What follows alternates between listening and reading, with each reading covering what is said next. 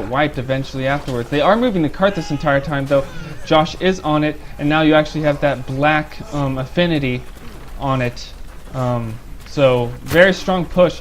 6 minutes and 33 seconds. Crush trying to put up the best numbers that he can, but they're just not going to be able to match the collective skill of Templar, pushing this through with great rapidity. Already over 5 minutes, or right around 5 minutes ahead of the time that was set. If you add on that 2 minutes, then you can already view it as 7 minutes. But of course, RK was slow on that objective and fast on the others, so we'll see if they can't get a hold somewhere over here that might allow them to make up some of that time. Good if the defending force wins this one of these fights here, it's a very big bonus, but unfortunately they didn't take it. Yep, interesting choice on fighting Derringer. Affinity decided to go for a Brandistock overhead, which is pretty much the slowest attack in the game with a 0.8 second windup. It's pretty difficult to outspeed something with that. So Derringer sees that. Sorry to interrupt you. I think Crush was in there before and trying to damage them, and he was doing well. And I guess they were talking about it, but it's finished. He's probably dead in there now, obviously. Yeah, I'm pretty sure that as far as the rules, there is nothing forbidding spawn camping, is there? No, nothing in this current rules. And in this game, I really like the fact that spawn camping will work for a certain extent, but unless you're on the team that's actually spawning, really never has a disadvantage. Even if you're at that one thing, unless they're able to maneuver so they have the entire team right there, there's usually only 1 or 2 people there. Maybe that should be a strategy that we should explore. Is I'll just send the entire LG team right, so I'll give up the objective on the first objective and just stay in spawn so that we can spawn camp them. That seems incredibly intelligent. I've never really felt that spawn camping was a critical factor in this game. Like in other games, you really feel the punishment of it, but in this game, I guess maybe the map just designed somewhat decently. Maybe linear, but still decent. Yeah, the maps actually are, from that perspective, designed decently. I was being sarcastic before anyone says, "Oh my gosh, Height, you're new. I'd like to see LG do that in a tournament." But at any rate, a very successful push coming out here from Templar. Affinity, Affinity getting punished for trying to feint that slash. Going down. But not really stopped here, and okay, really need to basically get this cast stopped so they can actually, like I said, this time. Yeah, they've actually managed to push and take defensive positions at the same time. Templar Josh gets 2v1'd over there on the side, 27 to fall at the same time. So 13 minutes and 24 seconds left to get this cart. Roughly I believe it actually gets starts going at a little bit past 96% of the way there. So just 7 or 8 more percent is going to actually seal them the deal. And you do see these 2 vanguards sneak up over here. They are spotted out by Rumpel, who is going to try and assault them with the Danax. But now this objective is 5 minutes remaining, and they got the next objective 5+. But RK still can delay and make that equal. Yep, and the Danax of Napster taking out that knight. So now they do have advantage here. You're looking at a 6v4 rush, now 6v3. Derringer with those wild slashes getting some kills on it, but it's not going to be enough. These 3 light wimpy classes are all that's left, but will they be enough? Will they be able to hold off the infamous Crushed, who is not actually sporting an RK tag in a very unsportsmanlike fashion? But he tried to do a back swing or back overhead. Yeah. To get them both, but didn't actually do it. Across the pond, lots of us call that a scorpion because it kind of looks like a scorpion stinger coming from the back, but also because it seems like a much cooler name than backswing. Yeah, we're very simple. Yeah, we're creative, which is why you see lots of ad work coming out. Wow, definitely good run out coming from Templar. Now 16 minutes and 51 seconds will be left on this. This puts them about 6 minutes ahead. They're dropping a or they actually gained a little bit of time on that last objective. And yeah, they have tons of times for this. Yep, It's not looking good for RK if they don't manage to pull this round. Nope, RK is a very skilled clan though definitely top tier, so we'll definitely want to see if they're able to pull this out. I've lost 10 minutes on this objective alone, so, you know, if it's done right, it can really be punishing. Yeah, we've held people at this objective when they've had over 10 minutes. And it doesn't look like it. Wait, it's stopped anymore now? Okay. Oh wow, Templar mobbed that left-hand side, and it looks like, wow, very unorganized interception of these people by RK. Very clean sweep over on that left-hand side. Great teamwork from Templar, managing where their teammates are, picking up targets in a very efficient manner that can only be done when you've played with these people and you've synergized with them over a long period of time. And Templar has been around for the longest time. These people have been playing together for a very long time. Great job by all of them. Looks like they're going to go with a 5-1 split, sending actually a man-at-arms over on that second side, I believe. I could be mistaken. In fact, I am definitely mistaken. So don't listen to a word I say. They're sending one person over that side. Just know that. They're sending a vanguard. Meanwhile, it looks like they're going through the main entrance over here. Can you tell me what that that vanguard's doing, Sav? Around the back. I'm looking for it now. I think I've lost him. Okay, well he is. Oh, he's at the door on King's already. Oh, what? Literally almost finished with the King's door. Or Yep. C, sorry. Great He's job. already in and the King's family needs to be taken out. This is very bad for RK. It's only like barely 19 minutes left, and I don't see RK coming back from this. I think it's quite unlikely, although you do see RK does prioritize B. I think that this timer, in addition to the timer penalty that they'll get, basically makes this virtually unaccomplishable. But we'll see. RK has done surprising things in the past. I'm not going to say it's impossible, just highly improbable that they do come back from this. But we already know that they don't value C as an objective, so they pretty much let that one go so that they could protect B a lot more. But then you see them go over and B and leave B completely wide open.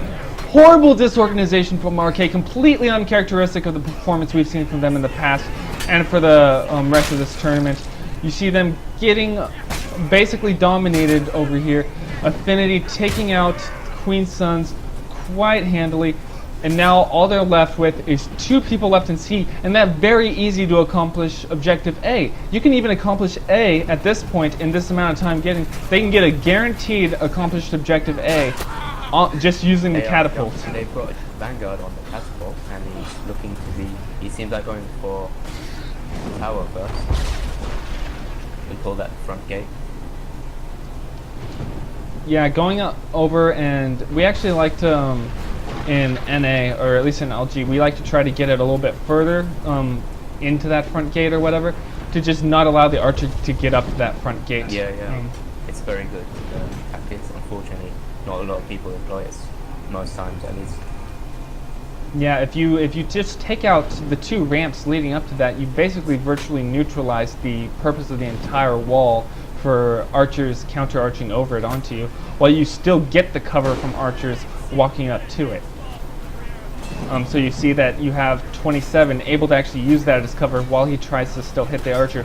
Because they hit it at a... Yes, he is, and he's getting lots of damage off onto it. This is Y-hander overheads, just so punishing. Really like that weapon choice from Josh, showing that Y-hander is such a good weapon. He's used it through the entire tournament. He's been using it great for counter man-at-arms and counter archer work, great for support work. It's got the range, it's got the power to do objectives, the power to take out knights. Very versatile, underrated weapon that you don't see. It is indeed. I think I'm a Y-handed user. By the way, does the door have a health bar or is it a hit? The door does have a health bar with blunt resistance. I see. Or well, with resistances, blunt seems to do more damage actually. Okay. Good to know. Yeah, I forget what the exact health bars are on here. I think it's like perhaps 1,000 or something to that extent, or 1,200. I know that the ballista health bars are like 250 after resistances, so they're not hit to kill like the locks over on Citadel, which make me always wonder when I look at Citadel, why would you make that design choice? Because basically you can just switch to fists and actually punch those locks off faster than you can bashing them with a giant maul. Directly on the door with the catapult there. Did you see that?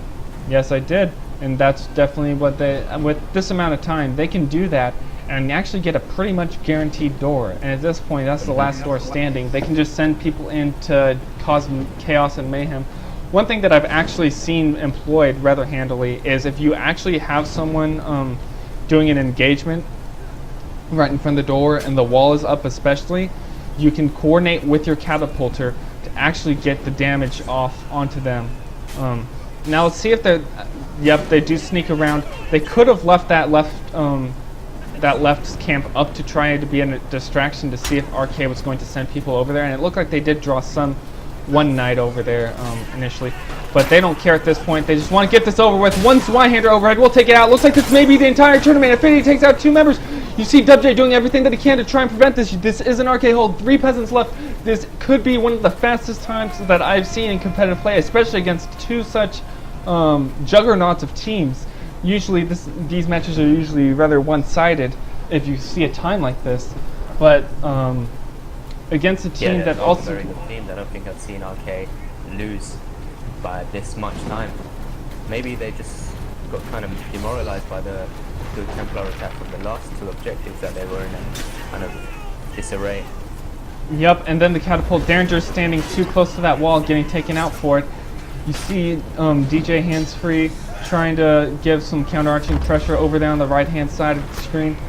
DJ hands-free gets one Queen's family member. There's one more. If DJ can get that shot, then he will win. The Vanguard trying to play Secret Service, put his body in front of it, but now they're going to go for a melee rush. The peasant cowers in fear, but he has no fear because RK are protecting him at least for now. And Skeetsy does take out DJ hands-free, so that one tower... Let's see him... I was expecting a full team wipe there. Maybe I was too optimistic. I think that I'm going to do peasant cam on this next thing. Just see, this is what the peasant's going to have to deal with. He's just sitting there. Right now he looks kind of suspicious of that knight. But he looks pretty calm, considering.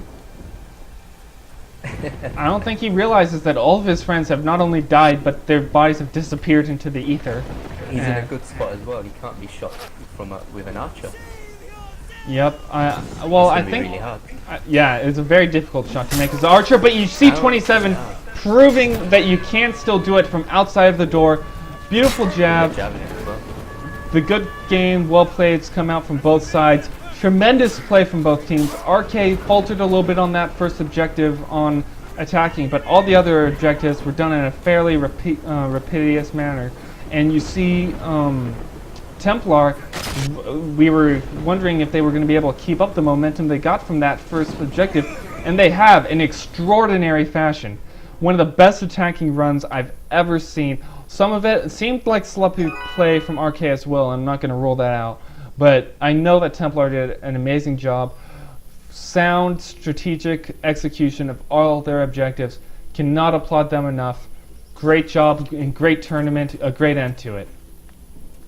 Yep, nice final match. I think I can thank everyone who's helped out in this tournament, especially you guys, the streamers. So thanks for streaming. Again, just everyone needs to calm down about some things and just enjoy the game.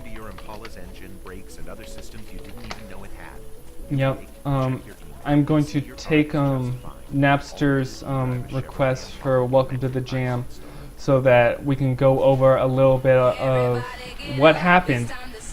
Basically, this tournament saw multiple teams in ProMod Alpha 1.4 vie for the best team at the current moment in Alpha 1.4. And it looks like Templar and RK fought their way through the ranks. You saw an absolute domination, a valiant effort by Moore MOR, but not quite able to hold up to Templar's relentless assault. Next, you see that they actually destroyed Blade's army, a team quite venerable, or made up of venerable individuals. Before that, I didn't actually see their game, but apparently they beat Royal Knights 2. So this was a revenge match, this finals. RK1 trying to avenge the bitter defeat of their second team by Templar. Templar then moves after demolishing the Royal Knights 2 to defeat Blade's army, and where TPL Elite failed, and after the controversy of that, Blade's army tried to do everything but were held at that second objective on Stone's Hill. Last came to a battle of two juggernauts. Crush trying to lead RK up to the win, and then of course Templar doing everything they can. On defense, they looked like they were about to hold them at that first objective, but they weren't able to keep up that hold and that defensive pressure through the rest, and RK seemed to put up a rather good time on those last three objectives. Templar was going to have to do lots of stuff to be able to get there, but Josh with that Sly-hander, DJ hands-free with that archery. Some of the best javelin work I've ever seen in a tournament coming out from 27. Affinity and Tomi, nice Knight and Vanguard support. Definitely seeing that even in this patch that doesn't have lots of the buffs to the Brandy is still a viable weapon that Affinity was using to maximum effectiveness. And I feel like I am forgetting one member, Napster of course, how could I forget him? Using that Dane Axe, picking up Rumpelstiltskin when possible, basically just all of Templar playing optimally effectively. You saw that first push, they were able to get it within a few minutes. You saw the second push utilizing the momentum. They got almost everything from one push alone. The third objective... mentioning 27, I think that was a very good play from him. I've never seen a Javelin play in such a scrim or tournament, and he did very well. Absolutely astonishing. Over in America, I've seen Los Pepes, I've seen Frath, I've seen some people that actually really use javelins. I already knew it was a viable weapon, but I've never seen it absolutely dominate in a fashion similar to what I've seen 27 do here. Just absolutely great people. I'd like to thank Sav1 especially for putting this on and organizing all this. A fairly successful tournament. There hasn't been a tournament in EU for a while, so there was some palpable tension building up. Great to give these players something to play for again. Great job. Consider this a warm-up for the future tournaments, and whether you want live, whether you want pro mod, just do the tournament, make it official, and let people just join. Let's not have arguments constantly. I know I've said this already, but I just want to make this very clear. And if you must argue, just remember to respect the other person. Even if you, for some reason, can't respect their opinion, try to respect the other person. I know Sav1 and I had a very lengthy discussion about Pro Mod and Live yesterday and different mechanics, and we may disagree, but it's not something worth killing over. And we actually had a somewhat substantive discussion, I feel. Yeah, you were very informative. Yep. Yeah, and filled in and you respect the fact that I might choose live. I might change my opinion later on, and I did say that I need to look into this more. And that's the thing, whether you support Pro Mod, give it a try. Whether you don't like it, go back to live. But then when Pro Mod does another change, go and test it out. If your clan is committed to only one mode, I think your clan is limiting you. That's just my opinion. Yeah, our clan. If the clan straight up limits you to one mode, I think that may be a little odd. My thing is, I don't fault people for choosing one mode over the other. People oftentimes forget that these are video games. People play video games to have fun. If you find one mode fun and not the other, don't play it. It's support what you want to support. And if you feel like, Pro Mod is the only thing that's going to save the scene, so I'm not going to support live, or even if I find it fun, or I feel like live is going to be the only way that the scene's going to grow and Pro Mod's going to kill it, then you can have that opinion too, and not support Pro Mod. But still, at least don't disrespect people in Pro Mod. Don't go bashing Pro Mod unduly. And that's the thing, if you say they're splitting the community, right, and then you refuse to play on Pro Mod, you are part of that problem. So you know. Well, You know, so- I think that you can refuse to play on either patch or whatever if you don't find it fun, but to No, but I to agree. spite Yeah, it fair and to enough. yeah. I'm not gonna, I don't want to play on Pro Mod. That's my official opinion. But I'm not gonna refuse to go on it and test it. But anyways, that's a long story. Oh, I got what you're We've gone saying. for it forever. By the way, on the Skitsy thing, I think it was a wise choice to disqualify him, so he shouldn't have got to play. But we agreed before in a 2-minute penalty. But yeah, so in the future, if this happens, I recommend a good decision would be to disqualify him straight away from the entire tournament. Yeah, and that is one of the problems that you see in Chivalry you don't see in other games. There are, what we could do in the future is actually just limit the server capacity such that there's only enough room for the casters and the players playing. I was thinking you could also lock, if Napster is watching, you could I might even message him and tell him this, if he could possibly lock the teams, so once a match starts and everyone's ready, the teams are locked, if that makes sense. So you would unlock it via, unlocking the console. Yeah, Maybe that's it would have about to be locked with regards to player number and not the individual players, though. Otherwise, Yeah, substitutions that wouldn't be able to be made. That's a good solution. Yep. And as everything, this is a learning experience that I think went very well. Because Sav, how many Chivalry tournaments have you guys hosted before? Well, TPL or myself? TPL and yourself.